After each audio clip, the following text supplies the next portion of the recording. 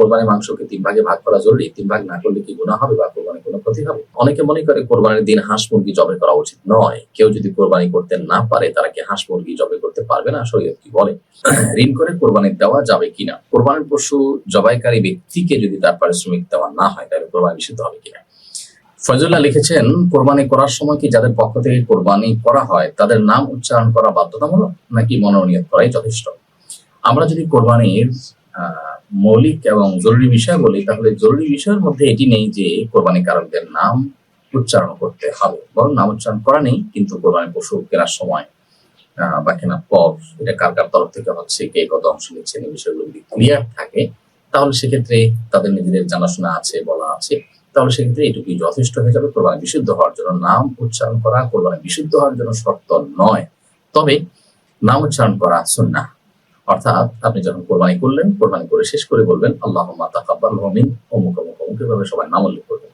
আর যদি একা নিজের পক্ষ থেকে হয় তাহলে বলবেন আল্লাহুম্মা তাকাব্বালহু মিন্নি, আল্লাহ এটা আমার পক্ষ থেকে আপনি কবুল করেন, কামা তাকাব্বালতা মিন খালিলিকা ইব্রাহিম ওয়া হাবিবিকা মুহাম্মদ সাল্লাল্লাহু আলাইহি ওয়াসাল্লাম, যেমন আপনি কোরবানি কবুল করেছিলেন আপনার খলিল ইব্রাহিম আলাইহিস সালাম একটা, আপনার হাবিব মুহাম্মদ সাল্লাল্লাহু আলাইহি ওয়াসাল্লাম ঠিক একইভাবে আমার কোরবানি কবুল করুন। এবার বলা সুন্নাহ, বাংলা কেউ বলতে পারেন, তবে হাদিসের যে টেক্সট আছে হুবহু সেটা বলতে পারলে অধিকতর উত্তম। আর যদি এটা মুখে উচ্চারণ করা নাও হয় তারপরে ইনশাআল্লাহ কোরবানি হয়ে যাবে, তবে উচ্চারণ করা উত্তম। তো কোরবানি করার পর, পশু জবাই করার পর আমাদের দেশে অনেক সময় দেখা যায় পশুকে শুইয়ে রাখা হয়েছে এবং চেপে ধরা হয়েছে গলা ইত্যাদি, তখন কাগজ নিয়ে এই সমস্ত নাম জপার চেষ্টা করা হয়। কোরবানি পশু জবাই করার পরে কাজটা জবাই করার পরই করতে হয়, তো এগুলো আগে থেকে রেডি করা উচিত। কোরবানি পশুকে কষ্ট দিয়ে তখন নাম সংগ্রহ করা এটা অনুচিত কাজ। ফরিদুর রহমান আপনি লিখেছেন, কোরবানির মাংসকে 3 ভাগে ভাগ করা জরুরি? 3 ভাগ না করলে কি গুনাহ হবে বা কোরবানির কোনো ক্ষতি হবে? কোরবানি গোশত 3 ভাগে ভাগ করা জরুরি নয়। আমরা অনেকেই কোরবানি গোশতকে 3 ভাগে ভাগ করা আবশ্যক মনে করি, অথচ এটি আবশ্যক নয়। আল্লাহ সুবহানাহু ওয়া তাআলা কোরআনে কারীমে আমাদেরকে বলেছেন ফাকুলু মিনহা ওয়া আত'ইমু আল-কানিআ ওয়াল মু'তাররা, কোরবানি গোশত আমরা নিজেরা খাবো এবং ওদের আত্মীয়স্বজন, পরিচিত বন্ধুদের মধ্যে শেয়ার করবো এবং গরিব অভাবী মানুষ যারা আছেন তাদের মধ্যে আমরা শেয়ার করবো। কিছু মানুষ আছে যারা চাইতে পারে না, তাদেরকে দিব, যারা চায় তাদেরকে দিব, সব ধরনের মানুষকে দিব। তো এইভাবে কয়েক ভাগে ভাগ করা, 3 ভাগে ভাগ করা এটা মুস্তাহাব। এটা না করলে যে কোরবানি হবে না তা কিন্তু নয়, আর সমান করে ভাগ করতেই হবে এমন কোনো কথা নয়। সমান করে ভাগ করতে পারলে উত্তম, কিন্তু এদিক সেদিক হলো, আপনি কিছু রাখলেন, অনুমান করে কিছু রাখলেন, কিছু দান করলেন, কিছু গরিব আত্মীয়স্বজন বা বন্ধুদেরকে দিলেন, কিছু গরিব মানুষকে দান করলেন, তো এইভাবে বিভক্ত করতে পারলে সেটা উত্তম হয়। আর যদি আপনি একেবারে এক্সাক্ট 3 ভাগ না করে আরো কম বা বেশি ভাগ করেন তাতে কোরবানির কোনো অসুবিধা হবে না, এটা হলো উত্তম অন্তরের ব্যাপার। করতে পারলে ভালো, না করতে পারলে অসুবিধা হবে না। আসলে শরীয়তের কোন বিষয়ের গুরুত্ব কতটুকু এটা জানাটা আমাদের জন্য অনেক বেশি গুরুত্বপূর্ণ। আমরা অনেকে না জানার কারণে কিন্তু নানাবিধ জটিলতার মধ্যে ভুগি। রুহুল আমিন লিখেছেন, অনেকে মনে করে কোরবানির দিন হাঁস মুরগি জবাই করা উচিত নয়। কেউ যদি কোরবানি করতে না পারে তারা কি হাঁস মুরগি জবাই করতে পারবে না? শরীয়ত কি বলে? রুহুল আমিন, কোরবানি দিনগুলোতে হাঁস মুরগি জবাই করা যাবে না, এটি আমাদের নিছক ধারণা, এটা আসলে শরীয়তের কোনো নির্দেশনা নয়। বরং শরীয়তের নির্দেশনা হলো যে কোরবানির দিন কোরবানি পশু যেরকম জবাই করা যাবে, কেউ চাইলে হাঁস মুরগিও জবাই করতে পারবেন, কোনো অসুবিধা নেই। সাইদ আহমদ আপনি লিখেছেন, ঋণ করে কোরবানি দেওয়া যাবে কিনা? অনেকেই বলেন জায়েজ হবে না, এ বিষয়ে আপনার কাছ থেকে জানতে চাই। ভাই সাইদ আকন্দ, কোরবানি যদি কেউ ঋণ করে দিতে চান তিনি দিতে পারবেন যদি তার ঋণ পরিশোধ করবার মতো সেরকম ব্যবস্থা, প্ল্যান, পরিকল্পনা থাকে। আর যদি এমন হয় যে তিনি কোরবানির জন্য যে ঋণ নিবেন সে ঋণ আসলে পরিশোধ করার আপাত দৃষ্টিতে তার কোনোই ব্যবস্থা নাই এবং তিনি তা আদায় করা হয়তো সদিচ্ছাও নাই, তো এরকম পরিস্থিতিতে আসলে তার জন্য ঋণ করে কোরবানি দেওয়া জায়েজ নয়। কারণ ঋণ পরিশোধ করার গুরুত্ব ইসলামী শরীয়তে অপরিসীম। আপনি ঋণ পরিশোধ করার যথাযথ ব্যবস্থা নাই, এমন অবস্থা আপনি ঋণ করে কোরবানি করার কোনো অর্থ হতে পারে না। এই জন্য এই বিষয়ে আমাদের সর্বোচ্চ দায়িত্বশীল হতে হবে। যে কোনো আর্থিক ইবাদতে আপনি ঋণ করে সেটি করতে পারেন। কেউ ঋণ করে দান করলেন, এটি হতে পারে। এটা রাসূল আকরাম সাল্লাল্লাহু আলাইহি ওয়াসাল্লাম তার সাহাবায়ে কেরাম থেকে বিভিন্ন ঘটনা দ্বারা বর্ণিত যে তারা ঋণ করে দান করেছেন। ঠিক একইভাবে ঋণ করে কোরবানি করা যেতে পারে। তবে যেটি বললাম যে ঋণের টাকা আমি পরিশোধ করবো, তার একটা প্ল্যান পরিকল্পনা থাকবে, অথবা আমি পরিশোধ করতে পারবো, সে আস্থা কনফিডেন্ট থাকবে নিজের প্রতি, সেটা ঠিক আছে। একজন মানুষ হয়তো তার 10,000 টাকা মাসে ইনকাম নেই, যদি 5 লাখ 10 লাখ টাকা ঋণ করেন দান করার জন্য, তো সেটা অবশ্যই অনুচিত হবে এবং জায়েজ হবে না। কারণ তিনি এই 10 লাখ টাকা পরিশোধ করার আপাত দৃষ্টিতে তার কোনো উপায় নেই। তিনি নিছকই তথাকথিত আল্লাহর উপরে ভরসা করে ঋণ নিয়ে এলেন, নিজের দেওয়ার মতো সেরকম অ্যাবিলিটি মোটেই নাই, এরকমটি করা জায়েজ হবে না। কোরবানির পশু জবাইকারী ব্যক্তিকে যদি তার পারিশ্রমিক দেওয়া না হয় তাহলে কোরবানি নিষিদ্ধ হবে কিনা? কোরবানির পশু যিনি জবাই করেছেন তিনি যদি এটা তার শ্রম হিসাবে, এটা তার উপার্জনের মাধ্যম হিসাবে জবাই করে থাকেন, সাধারণত সেটাই হয়, তাহলে সেক্ষেত্রে তার পারিশ্রমিক দেওয়া জরুরি। তার পারিশ্রমিক যদি আপনি না দেন তাহলে আপনি গুনাহগার হবেন। তবে কোরবানি হয়ে যাবে, হয়তো কোরবানির সাথে এর সম্পর্ক নেই, কোরবানি বিশুদ্ধ হয়ে যাবে। কোরবানির পশু যদি অঙ্গগুলো সঠিক পদ্ধতিতে আপনি কেটে থাকেন এবং কোনো বিষয় ঠিক থাকে, কোরবানি হয়ে যাবে। বাট কোরবানি যিনি করেছেন, জবাই করেছেন, সেই লোকের টাকা যদি আপনি মেরে দেন বা টাকা না দেন তাহলে সেক্ষেত্রে আপনি গুনাহগার হবেন এবং বান্দার হক নষ্টকারী হিসাবে বিবেচিত হবেন। একজন মানুষ তিনি যার ছুরি কিনেছেন, ছুরি ধার দিয়েছেন এবং জবাই করছেন, এটা জানা বিষয় যে তিনি ঈদের দিন জবাই করে পারিশ্রমিক নিয়ে থাকেন, তাহলে সেক্ষেত্রে তাকে আপনি পারিশ্রমিক না দিলে আপনি গুনাহগার হবেন এবং দায়ী থাকবেন। হায়াতার লিখেছেন, কোরবানি পশু জবাইকারীকে চামড়া বা গোশত দেওয়া যাবে কিনা? কোরবানি পশু যিনি জবাই করবেন তাকে আপনি জবের বিনিময়ে নগদ অর্থ বা অন্য কোনো কিছু দিবেন পারিশ্রমিক হিসাবে। কোরবানির পশুর কোনো কিছুকে পারিশ্রমিক হিসাবে দেওয়া জায়েজ নেই। কোরবানির পশুর কোনো কিছু যদি পারিশ্রমিক হিসাবে দেন তাহলে কিন্তু কোরবানি বিশুদ্ধ হবে না। নবী করিম সাল্লাল্লাহু আলাইহি ওয়াসাল্লাম আল্লাহ তাআলাকে নির্দেশ করেছেন পরিষ্কারভাবে যেন তিনি কোরবানির পশুর গোশত বা তার পায়া, তার মাথা কোনো কিছুই যেন কসাইকে না দেন, কারণ কসাইকে তার ন্যায্য মূল্য বা ন্যায্য পারিশ্রমিক দিবেন। আর কোরবানির পশুর গোশত যদি দেন তাহলে সেটা বিক্রি করার মতোই হয়ে যায়। কোরবানির পশুর গোশতকে কারোর শ্রম নিয়ে পারিশ্রমিক দিলেন মানে হলো কেমন যেন বিক্রি করলেন। কোরবানির পশু বিক্রি করা যেরকম কোরবানি কর্তার জন্য জায়েজ নয়, যাকে কোরবানির গোশত দিয়ে দিয়েছেন তিনি এবার গোশত বিক্রি করলে এটা তার ব্যাপার, তার জন্য জায়েজ আছে।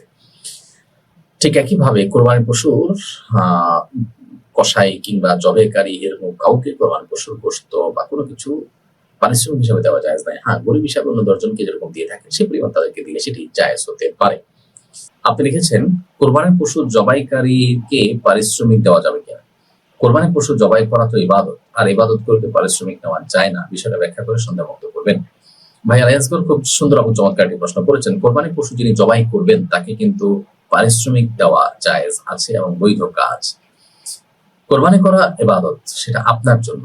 যিনি জবাই করে দিচ্ছেন তিনি আপনার ইবাদতে আপনার সহযোগিতা করছেন।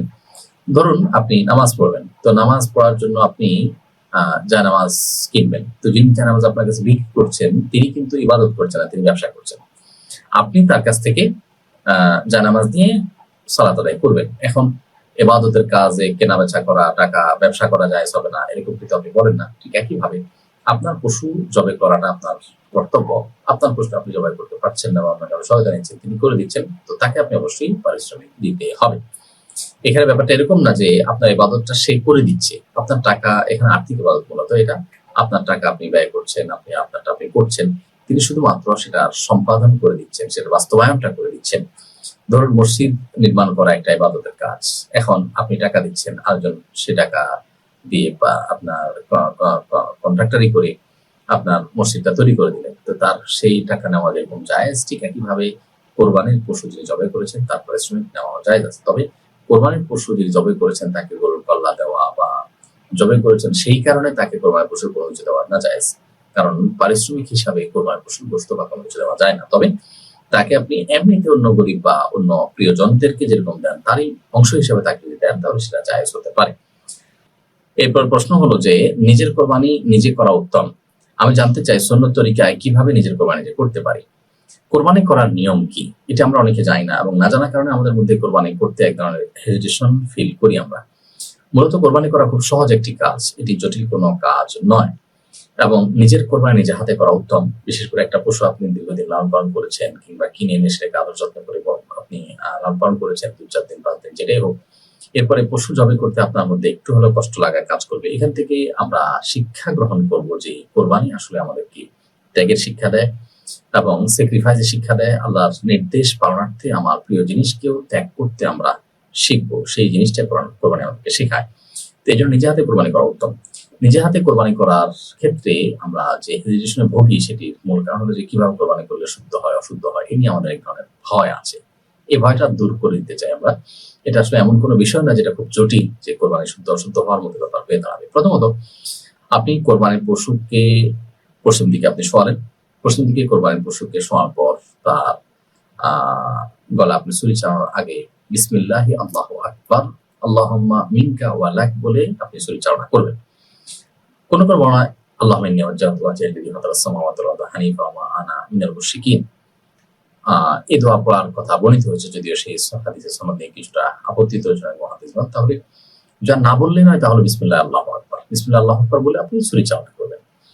এবং পশুর যে খাদ্যনালী এবং শ্বাসনালী আছে, মোটা মোটা দুইটা নালী, এগুলো যেন কাটা যায়, এবং দুই পাশে দুইটা সরু বা চিকন নালী আছে, সেগুলো যেন কাটা যায়। তাহলে এই নালীগুলো কাটা গেলেই আপনার কোরবানি বিশুদ্ধ হয়ে গেল। সাধারণত কোরবানি পশু শোয়ার পর কোরবানি পশুর যে কান, এটা পশুর গলার দিকে ভেঙে ধরলে যে জায়গায় কানের গোড়াটা থাকে, ওই জায়গা নরম জায়গা দেখে, মানে হাড্ডি যেন না পড়ে, নরম জায়গা দেখে হাত দিয়ে ধরে যদি দেখা যায় নরম জায়গা, সেখানে বিসমিল্লাহ আল্লাহু আকবার বলে ছুরি চালনা করা যেতে পারে। এবং ছুরি চালানোর পর দেখাই যাবে যে নালীগুলো কাটা গেছে, একটা একটা করে পরিষ্কার দেখা যাবে। অতএব এই খাদ্য এবং শ্বাসনালী, খাদ্যনালী শ্বাসনালী এগুলো একটু বড় থাকে, আর দুই পাশে দুটা সরু বা চিকন নালী থাকে, সেগুলো কাটা হয়ে গেলে কোরবানি বিশুদ্ধ হয়ে যাবে। বিসমিল্লাহ করে আপনি কোরবানি করে ফেলবেন। কোরবানি করার পর সেটা নিজের পক্ষ থেকে বলবেন, আল্লাহ এটা আমার তরফ থেকে কবুল করেন, যেভাবে আপনি ইব্রাহিম আলাইহিস সালাম এবং মুহাম্মদ সাল্লাল্লাহু আলাইহি ওয়াসাল্লাম কোরবানি কবুল করেছেন। আল্লাহুম্মা তাকাব্বালহু মিন্নি কামা তাকাব্বালতাহু মিন খালিলিকা ইব্রাহিম ওয়া হাবিবিকা মুহাম্মদ সাল্লাল্লাহু আলাইহি ওয়াসাল্লাম। আর অন্য কারোর তরফ থেকে কোরবানি যদি আপনি করে থাকেন, তাহলে জবাই করার পর বলবেন, আল্লাহ এটা আপনি অমুক অমুক অমুকের তরফ থেকে কবুল করে নিন। যদিও এই বলাটা জরুরি নয়, বিসমিল্লাহ আল্লাহু আকবার বলে আপনি পশু জবাই করলেন, শ্বাসনালী, খাদ্যনালী এবং দুটা সরনালী কাটা গেল, এটাই হলো মূল বিষয়। আপনি মুসলমান হিসাবে আপনি কোরবানি করলেন নিজে, এবং এই নালীগুলো কাটাটা নিশ্চিত করলেন, বিসমিল্লাহ বলে জবাই করলেন, যথেষ্ট হয়ে গেল। কোরবানি বিশুদ্ধ হয়ে যাবে এইটুকুর মাধ্যমে ইনশাআল্লাহ তাআলা। অতএব নিজে কোরবানি পশু নিজে জবাই করার ক্ষেত্রে হেজিটেশন আমরা চাইলেই দূর করতে পারি এবং হিম্মত করতে পারি।